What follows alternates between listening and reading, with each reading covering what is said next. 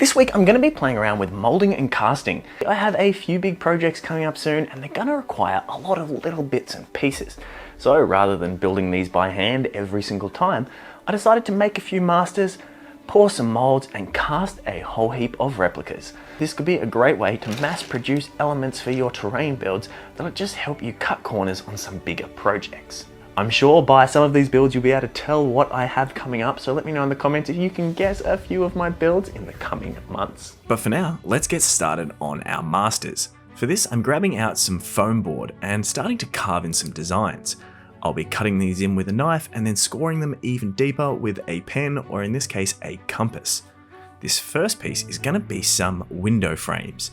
So I carve out the shapes that I roughly want. I cut away the windows so I can pop that section out. Then I'm going to carve a little bit deeper into the section below, as I want this to be a bit more of a render finish, giving us a bit of variation. So I rough that up and press it down so it's a little bit deeper in the build. Now we need to make all of these external pieces look like wood. So I'm going to go around and just start carving in some wood grain shapes. Now to add a little bit more variation, I'm going to cut out a little piece of coffee stir stick and just sit this down as a windowsill. For the window itself, I want a bit of a lattice feel, so I'm going to grab out some granny grading and cut this to size to glue it into our window opening. And there we have our first master. Now I want a more basic window to match that style to fill in any gaps that larger window frame won't fit into, so we just glue some coffee stir sticks onto the side of a little chopped out piece of granny grading. And now for the door. This is just going to be a really basic door frame shape, as I want to be able to add different handles and details later on after the molds are made, giving me as much variation from this piece as possible. Now that we have our regular pieces, we're going to be building a circular Hobbit inspired door. For this, I'm going to be carving out a little bit of extra detail from all these coffee stir sticks, giving them a really rough hewn wood look. Then chopping them all down and gluing them into a row. This will work as a nice base for us to grab out a compass and line up a perfect circle. Now we just start hacking away, clipping back all of those stir sticks to reveal our nice circular entryway. Now it's time to add even more detail, so I'm going to grab out that compass and really just push heavily, carving in more and more wood grain. And I think that's looking pretty good, so now we can grab all of our pieces and start to prepare our mold. For this, I'll be using a 2-part mix for a silicone rubber. But before we mix that up, we need to build a frame. For this, I'm going to cut out some foam board to size and start gluing all of our pieces down. We ideally want these to have a nice flush base to the bottom, as that's how we're going to access the mold when it's done. So I add a little bit of hot glue around the edges just to fill in any gaps. Then we start taking some scrap cutoffs of our foam board and building out a frame, making sure to really dam up any areas that our liquid mix could flow out of. Then we want to coat our masters with a release agent, just helping us later on to remove the mold without it getting stuck. Now it's time to mix up our silicone. For this, I'm going to be using these measuring cups.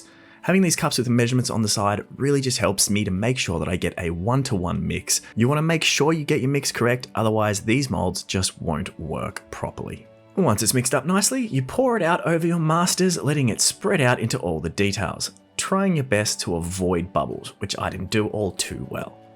Then leaving it to dry. The following day. Now it's time to absolutely tear that template apart and pull out your finished mold. It'll probably need some cleanup. I didn't do the best job laying my pieces down flat, so I had to cut away some extra bits and pieces and give us a nicer clean edge, as well as a few spots where honestly my masters were just a bit messy and needed a cleanup. But after a little bit of trimming, I'm left with a really nice mold. Now it's time to bust out the polyurethane casting resin. This stuff's great because with a 1-to-1 mix, I get about a 5 or 10 minute working time, which means I can pour this out over my build and have it dry relatively quickly, allowing me to make a whole heap of pieces in a fairly small amount of time. So in about 10 minutes, they'll go from translucent to opaque, and you are left with some beautiful molded pieces. These all came out looking great. As I mentioned earlier, I did leave out a lot of details for my doors, such as door handles and knockers and things like that, as I want these to be my base pieces that I can then expand on as I want to make some more variations for different parts of different builds. And we can then make molds of those to give us a whole range of different pieces. So for this, we're going to start with our circular door. I'm going to grab out some oven dry clay and start laying this out around the door. I want to make a stone sort of border to our doorways, so I just lay it out and start carving in some patterns. I like to use oven dry clay for this because it won't set on its own, giving you as much working time as you like to nail down this pattern. Once I've got the rough shape, I'll come in with some different textures to press against it to give it a more stony look. Then once I finalize all my details, I start building out that frame to dam in all of our silicone, mix up another 1-to-1 mix, and pour out our mold. Holding the cup up high to get a long thin stream to try and remove as many bubbles as possible. I also made a small stone window that I'll be pouring a mold for as well. Once those dry, we just tear that apart once again and reveal our molds. Those solid resin pieces will pull out easily, and then you kind of just need to tear apart your clay mix. You won't be able to keep the master for this, but the mold will be ready to pour in some more of that polyurethane resin, leaving you with a beautiful replica. I also did another one of these just with that stone outer edging and no door, so I can swap the doors out as I go. So now we have a mass of casted pieces. The only problem is they have no detail and are looking a little bit boring, but that was the plan. Now we have this clean base piece, we can take this and add a whole heap of extra details and come back to these whenever we want to make some more variety.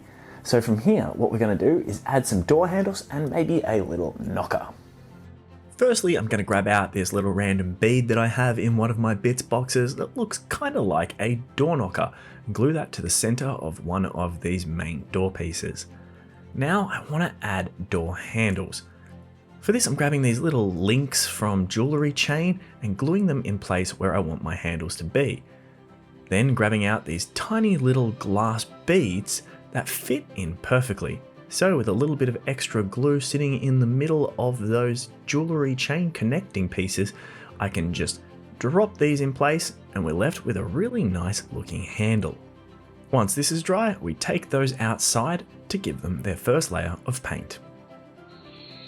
As always, I start with this cheap grey primer. It sticks to pretty well everything and gives us a nice starting position. Then I wasn't paying enough attention, so I accidentally grabbed the green spray paint and gave them a base layer. So to fix that up, I grabbed a wooden deck tan from Tamiya Color and gave them a heavy dousing with that. Once that was dry, they got a heavy coat in an Agrax Earthshade and a dry brush with a Tau Light Ochre, leaving us with a really nice wooden effect. So I repeat this over all of our wooden textures, giving them all that same matching tone that I use for most of my builds, then coming in with some brass over all of our metal details. And now these worked perfectly as a base, but they are lacking a few extra details. So I took a couple more of those base pieces, and then I grabbed out a whole heap of beads and jewelry pieces that I've collected over time in my bits box. I glued all these down to a piece of foam board and made another mold. This time, because they are such low detail and I didn't want a whole heap of bubbles, I spread a little bit of my silicone over first and made sure to push it down over all of our details, letting any bubbles flow out while it's nice and thin, before pouring out our full mold to cover these up. I also threw a few cut-offs of old mold piece in there just to bulk that out. Once this had a nice dry, it was good to go. So I mixed up some more of that polyurethane resin, and then similarly to before, pushing the details down into the bottom before pouring out our bulk. This helped me to avoid any bubbles and get as much detail out of these as possible. That dried in about 10 minutes, leaving me with a perfect door, this one with a handle built in, which is a nice little addition, and a heap of little extra details. This way I can reuse these as many times as I want without worrying about having to buy more beads, and these are a lot easier to cut down than the metal pieces I had originally. So now we're going to take these pieces and start puzzling them together to make some more interesting door shapes. To start, we're going to cut this one in half and glue it down as a couple of hinges. Then repeating what we did earlier and making a little door knocker for another door. The hinges needed something on the other side, so I just took a little bit of elastic string and made another hinge piece. Then repeating the process with a few other bits and pieces, making a handful of different doors. Once I was happy with the basic shape, I took them outside, primed them up in some grey, hit them with a brown spray paint, and then brought them back in for some more painting. I hit these doors with a Cygor brown and a Gore-Grunter brown just to give me a bit more variation, and then dry brushed everything with a towel light ochre. Once that was dry, I grabbed a collection of metallic paints and hit all of these extra details to help them pop. Then I came in with a Nuln oil over all of these metallics to just add a little bit more shade and detail. And now we're left with a nice collection of different doors, but we're going to do one last mold pour so that I can cast these whenever I want in the future, giving me the ability to easily cast more and mass produce these doors for any builds that I have in the future. These molds came out pretty good. They needed a bit of cleanup and have a little bit of an issue, sure, but here was my first cast and most of these came out looking really nice, allowing me to take my originals and get an almost perfect copy. And now with a huge collection of molds from every step of the way, I can make various versions of all of these. I can modify them and change them as I go. And ultimately, this has just been a really good test for how this all plays out.